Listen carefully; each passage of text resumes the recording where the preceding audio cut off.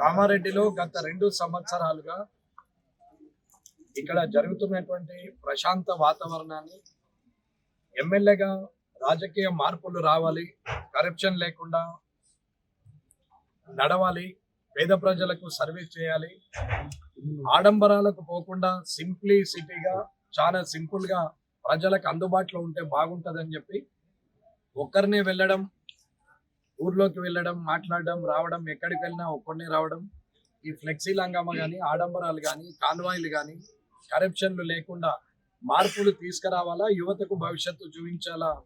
రాజకీయం అంటే అది కలెక్షన్ కాదు, కాది అంటే కలెక్షన్ కాదు, అది సర్వీస్ అనేది తెలవాలా. తెలుపుదనానికి చివము ప్రజలకు సేవ చేయడం అనేది తెలవాలని చెప్పేసి నేను ప్రయత్నం చేస్తూ వస్తుంటే, అధికారం ఉంది కదా అనే అహంకారంతో గత 2 సంవత్సరాలుగా ప్రభుత్వ సలహాదారుగా వచ్చిన తర్వాత నుండి ముఖ్యమంత్రి రేవంత్ రెడ్డి గారు ఓటమి చెందిన ఈ ప్రాంతం నుంచి అతనికి ప్రభుత్వ సలహాదారుగా ఇచ్చిన తర్వాత నేనే మొత్తం చేస్తున్నా, ఈ 40 ఏళ్ళు ఏమి చేయకున్నా ఇప్పుడే నేను మొత్తం చేస్తున్నా అన్నంత ఆత్రంతో ఇన్ఛార్జ్ మినిస్టర్లను పెట్టి ఇష్టం ఉన్నట్టు వ్యవహరిస్తూ ఉంటే, క్వాలిటీ లేని వర్క్ చేస్తూ ఉంటే అడ్డుకున్నటువంటి వ్యక్తిని, డబ్బులు ప్రభుత్వం నుంచి అధికారుల ద్వారా నేను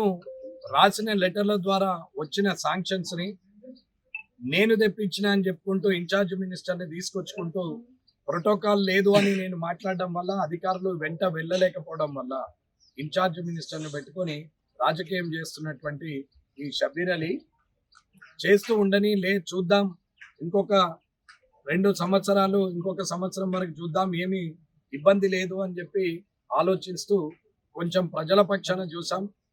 కార్యకర్తలు కొట్లాడుకొని ప్రశాంత వాతావరణాన్ని ఇవాళ రాజకీయ రణరంగంగా మార్చడం బాగుండదు, మార్పు కోరుతున్న వ్యక్తిగా ఓర్పు ఉండాలి అనుకొని నేను ఓర్పుతో ఉంటే, ఓటమి చెందిన వ్యక్తి ఇక్కడి నుంచి పారిపోయి నిజామాబాద్లో పోటీ చేసి ఓటమి చెంది ఇవాళ మళ్ళీ కామారెడ్డిలో ఉంటూ ఈ రాజకీయం చేస్తున్నటువంటి వ్యక్తి ఆయన.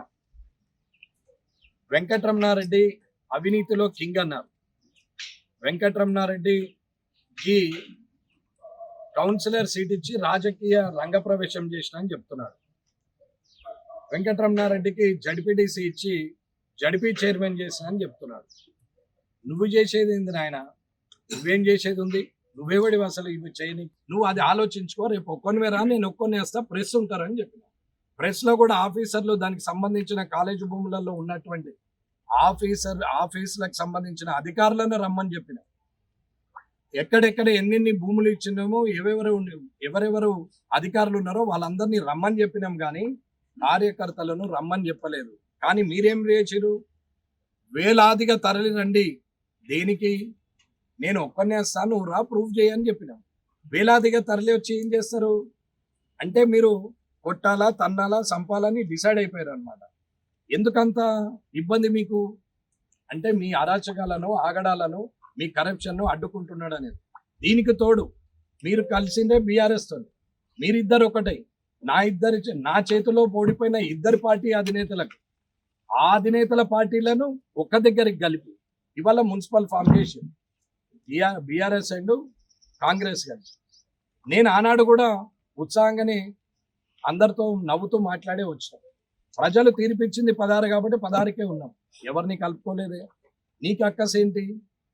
అవినీతి జరగనీయనని చెప్పాను తప్ప వేరే విషయం ఏం లేదు. సరే అయింది, ఆ రోజుతో వచ్చినాక ఊరుకోవచ్చు. నీ మనుషులతో కొట్టిస్తా పెట్టిస్తాను. నేను రేపటి నుంచి గ్రామాల్లోకి వస్తా, ఎవడు అడ్డుకుంటాడో చూస్తా. నేను వస్తా, వచ్చేవాళ్ళు వస్తారు. దమ్మున్నోడు ఎవడైనా అడ్డుకోవచ్చు, ఏం పర్వాలేదు. నేను పేపర్ కోసం చెప్పట్లేదు. ఇవాళ నేను ఏదైతే చెప్పినో, ఒక్కరు రమ్మని చెప్పినా నేను ఒక్కరినే వస్తున్నా అన్న. నువ్వు వేలాదిగా తరలి రమ్మన్నా నేను రావడానికే సిద్ధంగా ఉన్నా.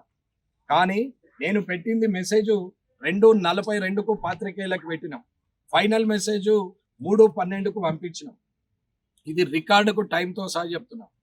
దాని తర్వాత మీరు వేలాదిగా రండి అని మీరు మెసేజ్లు పెట్టారు. అయినా నేను సిద్ధంగానే ఉన్నాం.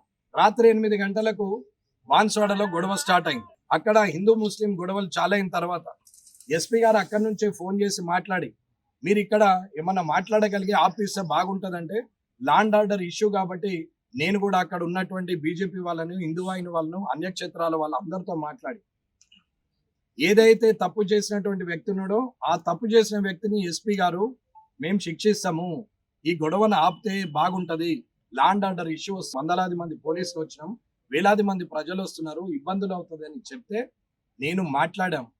ఇక్కడున్న చైతన్య రెడ్డి గారు, ఇక్కడున్న సిఐ నరహరి గారు, అక్కడ ఉన్నటువంటి ఎస్పీ గారు, అందరు అక్కడున్న ఏఎస్పీలు అందరూ ఫోన్ చేస్తే సరే అని మాట్లాడినాం. రాత్రి 12:30 వరకు అది మొత్తం సద్గుమనేటట్టు చేశారు. ఉదయం లేచి నేను వస్తే అక్కడ పోలీసులు, ఇక్కడ పోలీసులు వేలాదిగా తరలిరండి అని మీరు పెట్టిన మెసేజ్లను చూసుకొని నేను బయలుదేరుతుంటే ఇంటి ముందట సుమారు 100 మంది పోలీసులు ఉన్నారు. 7:30కి మీరు 9:30, నేను 10 అన్నా, మీరు 8:30 అన్నారు, మళ్ళా 9:30 అన్నారు. సరే మీకన్నా ముందు నేనే వస్తా అనుకున్నా, ఒక్కడనే బయలుదేరినాం వితౌట్ గన్మెన్స్. కానీ పోలీసులు అడ్డుకున్నారు. ఎస్పీ గారు ఫోన్ చేసి, అన్నీ తెలిసిన వ్యక్తులు, మీరంటే గౌరవం ఉంది, మీరు లాండ్ ఆర్డర్ను కాపాడతారు అనుకున్నాం, ఇన్ని రోజులు ప్రశాంతంగా ఉన్న కాన్స్టిట్యున్సీని రణరంగంగా మారుతున్నది, మీరు సహకరిస్తే బాగుంటది. బాన్స్వాడలో సమస్య చాలా జటిలంగా ఉంది, మీకు కూడా తెలుసు, ఇక్కడ 144 సెక్షన్ ఉంది, మళ్ళీ కామారెడ్డిలో అంటే ఈ పోలీస్ ఆ పోలీస్ చాలా సఫర్ అవుతామండి, ఒక్కసారి మీరు ఇల్లు కదలకుంటే మిగతాదంతా మేము చూసుకుంటామంటే సరే మంచిది పర్వాలేదు. ఇవాళ ఇక్కడ డాక్టర్ వెంకట్ జమున రాథోడ్ గారిని కూడా రోడ్డు మీదకి తీసుకొచ్చి ఇక్కడ ఉన్నటువంటి యావత్తు మందిని ఇవాళ తన్నులు తిన్నటువంటి పారిపోయి దాడికి వచ్చినటువంటి మహేందర్ రెడ్డిని కూడా కనీసము ఆ ఊరి సర్పంచ్గా ఆయనంతలా అయింది, కానీ ఆయన ఒక పదవి కూడా ఇప్పించలేదు. నువ్వు ఎవరిని కామారెడ్డి కాన్స్టిట్యున్సీని దాటి నిన్ను కాదని రాష్ట్రానికి ఎవరిని పోనివ్వలేవు. ఇటీవల పోయింది ఒక చంద్రశేఖర్ రెడ్డి మాత్రమే నిన్ను కాదని పోయింది. అది తప్ప నువ్వు ఎవరిని కూడా రాష్ట్రంలో ప్రధాన పోస్ట్లో ఉంచే ఆలోచన పార్టీ పోస్ట్లో కాదు, ప్రభుత్వం పోస్ట్లో కూడా ఉంచావు. నిజామాబాద్లో 4గురికి కార్పొరేషన్లు వస్తాయి, బాన్స్వాడలో వస్తాయి, కానీ కామారెడ్డిలో రాదు. 30 ఏళ్ళు నీ వెనకాలే తిరిగినా ఇంకా కామారెడ్డిలో కౌన్సిలర్ స్థాయో ఆ కింది స్థాయి ఉండాల్సిందే తప్ప పైకి ఎదగనియో. ఇలాంటి పరిస్థితుల్లో మళ్ళీ తగదునమ్మా అని చెప్పి మళ్ళీ వచ్చినావు. ఇవాళ నీకు మర్యాదగా గౌరవంగా మర్యాదగా చెప్పి చూసి కాని పక్షంలో నేను మాట్లాడాల్సి వచ్చింది. అసెంబ్లీలో ఉందాగా ఉండాలి, వరల్డ్ క్లాస్ హైదరాబాద్లో 3rd క్లాస్ పాలిటిక్స్ ఉండకూడదు, మంచిగా ఉండాలి అని చెప్పి చెప్పడం జరిగింది.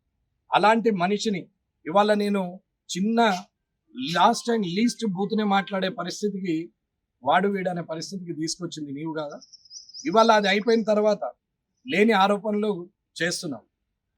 సరే, ఆరోరా కాలేజీలో అయినా, శిశు మందిర్లో అయినా, కామారెడ్డి కాలేజ్ భూముల్లో అయినా ఎవరు ఏం చేశారనేది ఇంతకుముందు రంజిత్ మోహన్ గారు చెప్పారు. ఆయన అప్పటి నుంచి వింటున్నటువంటి వ్యక్తి, స్వయంగా ఆయన సంతకాలతోని ఆయన చూసినటువంటి వ్యక్తి. ఇవాళ ఎవరికి చేశారు, 142 ఎకరాలు ఎవరెవరికి చేశారు అనేది డీటెయిల్ చెప్పారు ఆయన. మిగతా భూమిని కూడా కలెక్టర్ సత్యనారాయణ ఉన్నప్పుడు రామచంద్రారెడ్డి గారు పవర్ ఆఫ్ అటార్నీ తీసుకుని ఆయన చేసినటువంటి ఇది భూములు. ఈ శిశు మందిరికి కూడా లీజ్ అగ్రిమెంట్ ఇచ్చిరు, దాని అమౌంట్ కూడా కాలేజీలో పడుతున్నారు, అది అమ్మలేదు. నీకు ఏది దోస్తే అది చిన్నపిల్లలకు చెప్పి తిట్టండి, నోటికి వచ్చినట్టు మాట్లాడరు, వాని దో తిప్పుతాం, వాయిని పాయింట్ తిప్పుతాం, మీరు ఏమో చేస్తాం పలగొడతాం అంటే ఇవాళ అర్థమైంది కదా అన్న, ఓంది పలుకుతుంది అన్న. ఇది ముహూర్తం, ఇది ఓన్లీ ముహూర్తం, ట్రైలర్. మీకు సినిమా ముందట ఉన్నది.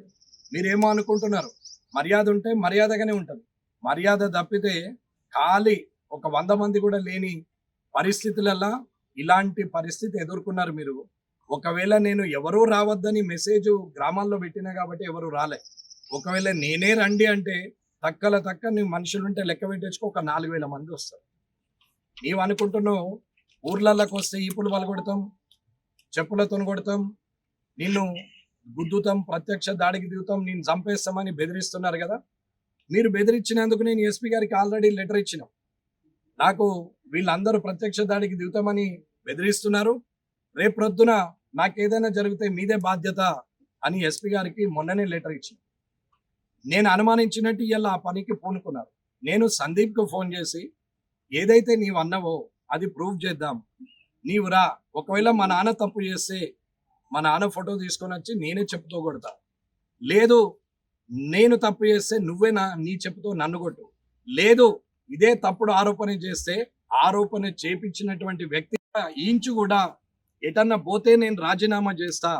లేదు అంటే కలెక్టర్ గారు ప్రకటించాలి.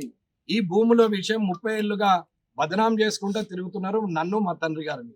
ఇవాళ ఎవడెవడో లేచినోడు లేవనోడు వెంట్రుక పుట్టనప్పుడు కూడా పుట్టినటువంటి వ్యక్తి అటువంటి వాడు కూడా ఇవాళ మాట్లాడుతూ ఉంటే కుటుంబాన్ని అవినీతి పరులు అని చెప్తే 263 ఎకరాలు తయారు చేసినప్పుడు చుట్టుపక్కల మేము 100 ఎకరాలు కబ్జా పెట్టాలి. ఎక్కడ అరగజం లేదు. ఇవాళ 263 ఎకరాలు ఒక్క గజం అమ్మితే నిరూపించమంటే నిరూపించరు. కానీ ప్రతిసారి అవినీతి అవినీతి అని అంటాడు. ఇదే దొంగ ఆ రోజు ఇలాగే చేశారు, మళ్ళీ ఈ రోజు అలాగే చేస్తున్నారు. కాబట్టి నిరూపించుకోవాల్సిన బాధ్యత నాది. ఇది నా విషయము. నన్ను అన్నారు కాబట్టి కార్యకర్తలు రావద్దు, ఒక్కరినే వస్తా అని చెప్పడం జరిగింది. నేను వెళ్ళితే పోలీసులు ఆపిండ్రు కాబట్టి ల్యాండ్ ఆర్డర్ ఇష్యూ ఉంది అంటే ఇంట్లో ఉన్నాం. ఇంట్లో ఉంటే దొంగలాగే ఇంట్లో ఉన్నాడని అంటున్నారు. దొంగ ఎవరో ప్రజలకు తెలుసు, దొరెవడో ప్రజలకు తెలుసు. ఎవడు ఎవరికి సాయం చేసిండు, ఎవడు అమ్ముకున్నాడు, ఎవడు సంపాదించుకున్నాడు, ఎవడు ఎంతటి నీతిమంతుడో. ఇవాళ నువ్వు కట్టిన ఇల్లును చూస్తే దానికి పర్మిషన్ లేదంటే, నువ్వు కనీసం బెటర్మెంట్ కట్టలేవు అంటే, పర్మిషన్ లేని ఇల్లు కట్టినావంటే నువ్వెంత నిజాయితీ పడువో అందరికీ తెలుస్తుంది. కింది వాళ్ళతో ఏదేదో మాట్లాడించి చెప్పి ఇష్టం ఉన్నట్టు మాట్లాడిస్తున్నావు.